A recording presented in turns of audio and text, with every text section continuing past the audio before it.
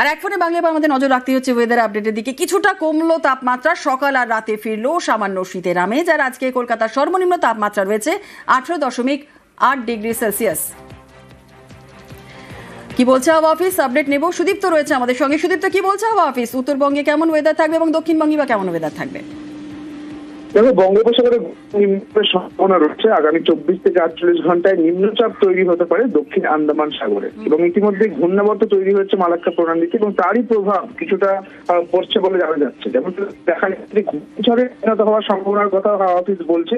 কার্যত তার সরাসরি প্রভাব কিন্তু বাংলায় না পড়লেও যেটা দেখা যাচ্ছে আগামী 2-3 বা আগামী 3 দিন এই তাপমাত্রা কিন্তু আরো কিছুটা কমতে পারে। যেটা দেখা যাচ্ছে যে কালকে থেকেই প্রায় তাপমাত্রা কমেছে 1 ডিগ্রি করে। আগে যেমন 18 ছিল এবং এর কদিন আগে যেমন একটু বেড়েছিল 1 ডিগ্রি করে, তার কিন্তু আবার কমে গিয়েছে। যেটা দেখা যাচ্ছে যে সকালবেলার দিকে এবং রাত্রিবেলার দিকে তাপমাত্রা কিছুটা কমেছে। আজকে 18 ডিগ্রি সেলসিয়াস রয়েছে কলকাতার তাপমাত্রা, এবং নভেম্বরের শেষ সপ্তাহের দিকে তাপমাত্রা আরো কিছুটা কমবে এবং ভারী থেকে অতি ভারী বৃষ্টিপাতের সম্ভাবনার কথাও বলছে আবহাওয়া দপ্তর। একই সঙ্গে বঙ্গোপসাগরে গভীর নিম্নচাপেরও তো একটা সম্ভাবনা রয়েছে আগামী 24 থেকে 48 ঘন্টার মধ্যে। তো নিম্নচাপ তৈরির পূর্বাভাস রয়েছে, আর কি আপডেট পাচ্ছি আমরা? দেখো, আগামী 24 থেকে 48 ঘন্টার মধ্যে যে নিম্নচাপ তৈরি হতে পারে দক্ষিণ আন্দামান সাগরে এবং বঙ্গোপসাগরে গভীর নিম্নচাপের সম্ভাবনার কথাই বলছে হাওয়া অফিস। এবং দক্ষিণ পূর্ব বঙ্গোপসাগরে একটি গভীর নিম্নচাপ এবং দক্ষিণ পশ্চিম বঙ্গোপসাগরে গভীর নিম্নচাপ পরিণত হওয়ার সম্ভাবনা। এবারে ঘূর্ণিঝড়ে পরিণত হলে তার নাম হবে সেনিয়ার, এমনটাই বলছে আবহাওয়া দপ্তর। তবে তার খুব একটা প্রভাব বাংলায় পড়বে না, কিন্তু নভেম্বরের শেষ দিকে এবং ডিসেম্বরের শুরুর দিকে বলা চলে যে ঘূর্ণিঝড় যে স্থলভাগে আছড়ে পড়ার সম্ভাবনা এবং তার প্রভাব বাংলায় না পড়লেও এবং যে শীতের যে প্রভাব সেটা কিন্তু পড়তে পারে, এমনই বলছে হাওয়া অফিস। বেশ, ধন্যবাদ। দুবাইয়ে দুর্ঘটনায় তেজস, এবং আপনাদের জানিয়ে রাখি ভারতীয় সময় বিকেল 3:40 নাগাদ ভেঙে পড়ে যুদ্ধ বিমান তেজস। দুবাইয়ে দুর্ঘটনার কবলে তেজস বিদেশের মাটিতে ভেঙে পড়ল ভারতের এই অত্যাধুনিক যুদ্ধ বিমান। গতকাল দুবাইয়ে অল মাকতুম এয়ারপোর্টে প্রদর্শনী চলছিল, আর তখনই সেইখানেই হয় দুর্ঘটনা। ভারতীয় সময় বিকেল 3:40 নাগাদ ভেঙে পড়ে যুদ্ধ বিমান তেজস। মাটিতে আছড়ে পড়ার পরই যুদ্ধ বিমানে আগুন লেগে যায়। দুর্ঘটনায় মৃত্যু হয়েছে তেজসের পাইলট উইংিং কমান্ডার নমাংশ সিয়ালের। প্রত্যক্ষদর্শীদের মতে ওড়ার সঙ্গে সঙ্গে স্থানীয় সময় 2:10 নাগাদ মাটিতে আছড়ে পড়ে তেজস যুদ্ধ বিমানটি। রানওয়ে থেকে টেক অফের পরেই দুর্ঘটনা ঘটে। সমস্ত দর্শকদের নিরাপদে বের করে আনা হয়।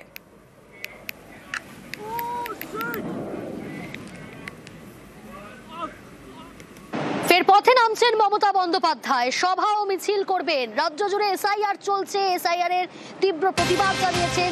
এসআইআর এর সময়সীমা নিয়ে চিঠি দিয়েছেন মুখ্য নির্বাচন কমিশনারকে। আর এই আবহেই কিন্তু এবার সভা মিছিল ফের পথে নামছেন মমতা বন্দ্যোপাধ্যায়। এসআইআর এর প্রতিবাদে এই সভা ও মিছিল করবেন, কিন্তু কোথায় কি করবেন, কি কর্মসূচি সম্পর্কে কি জানা যাচ্ছে, ডিটেল জানাবে আবির রয়েছে আমার সঙ্গে। আবির, দেখো, তৃণমূল সূত্রে খবর, তৃণমূল কংগ্রেস থেকে দলের চেয়ারপারসন মমতা বন্দ্যোপাধ্যায় তিনি বনগাঁতে তিনি সভা এবং তিনি মিছিল করতে চলেছেন।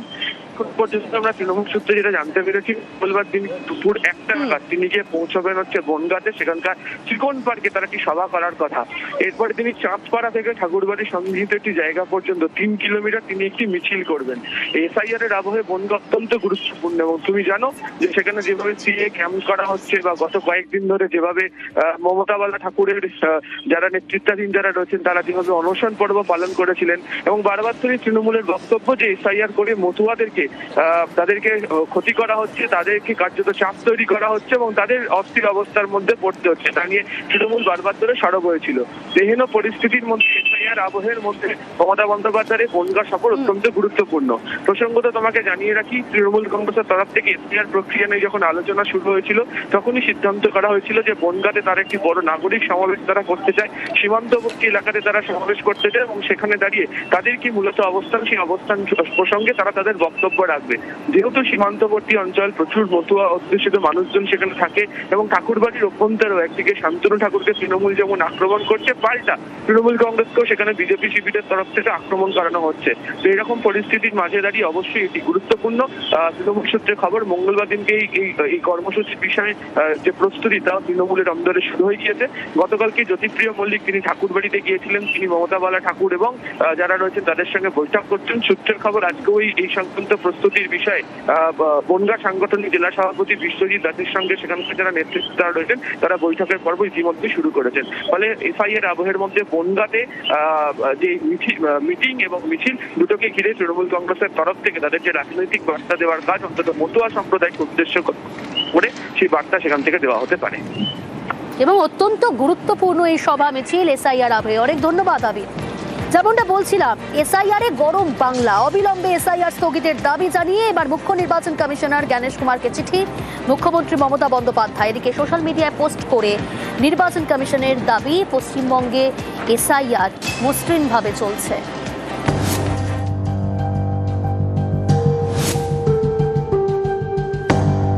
ভোটার তালিকার বিশেষ নিবিড় সংশোধন, এই এসআইআর নিয়ে ফের মুখ্যমন্ত্রী মমতা বন্দ্যোপাধ্যায়ের সুর সপ্তমে। এবার সরাসরি মুখ্য নির্বাচন কমিশনার জ্ঞানেশ কুমারকে চিঠি দিলেন। মমতার দাবি, অবিলম্বে এসআইআর স্থগিত করতে হবে। বাংলায় এসআইআর যেভাবে এগোচ্ছে তা নিয়ে উদ্বেগ প্রকাশ করে চিঠিতে বাংলার মুখ্যমন্ত্রী লিখেছেন, বিষয়টা উদ্বেগজনক পরিস্থিতিতে পৌঁছেছে। আধিকারিক এবং সাধারণ মানুষের উপর অপরিকল্পিতভাবে এসআইআর চাপিয়ে দেওয়া হচ্ছে, যা বিপজ্জনক। শুরুর দিন থেকেই প্রক্রিয়ায় কোনো প্রস্তুতি নেই, পরিকল্পনা নেই, সমন্বয় নেই। এই ধরনের পাহাড় প্রমাণ কাজের জন্য বিএলওদের পর্যাপ্ত প্রশিক্ষণ দেওয়া হয়নি, সহায়তা দেওয়া হয়নি, এমনকি সময়ও দেওয়া হয়নি, যার ফলে গোটা প্রক্রিয়ার বিশ্বাসযোগ্যতা নিয়ে শঙ্কা তৈরি হয়েছে।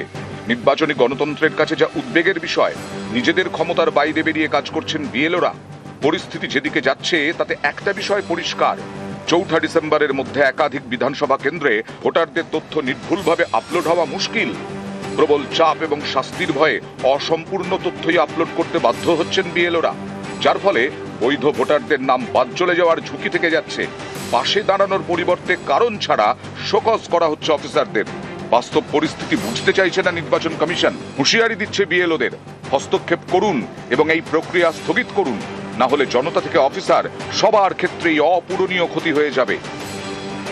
এদিকে নির্বাচন কমিশন সোশ্যাল মিডিয়ায় দাবি করেছে, পশ্চিমবঙ্গে এসআইআর মসৃণভাবে চলছে। যার লিঙ্কেজ হবে না ওখানে হিয়ারিং হবে, আর যদি ওখানে আছে অনেক দিন থেকে আমাদের কো সক্ষম আছে ডিএম, সক্ষম আছে ডিআরও, ও সব এনরোল করবে।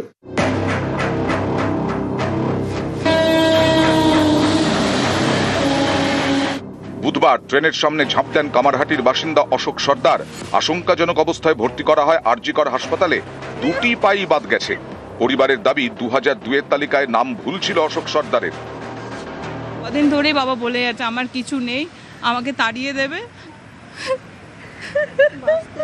আমাকে বাঁচতে দেবে বলে কি টেনশন করে এই কাজটা করেছে। এক কথা বলতো মরে যাবো। নামটা আর একটু গন্ডগোল আছে ওনার বাবার, দুটো ওনার ডাক নামও আছে আর ভালো নামও আছে। না, বাবার নাম ছিল না, ঠাকুমা, জ্যাঠা, জেঠি, নামের গন্ডগোল, বাবার ভোটার কার্ডে নামের গন্ডগোল, ওই নিয়ে একটু চিন্তায় ছিলাম। সেটা তো যেটা আমরা যখন রিপোর্ট পাবো ডিও থেকে আমরা ওটা অ্যাকশন নেব। অসুস্থ বিএলও, এসআইআর এর ফর্ম বিলি করতে গিয়ে সেরিব্রাল অ্যাটাক। হাসপাতালে ভর্তি হুগলির কোন্নগরের বিএলও তপতি বিশ্বাস, তিনি অঙ্গনওয়াড়ি কর্মী। ফর্ম বিলি করতে গিয়ে অসুস্থ রায়গঞ্জের বিএলও কৃষ্ণপদ সরকার, রায়গঞ্জ মেডিকেলে ভর্তি করা হয়। নিউজ 18 বাংলা।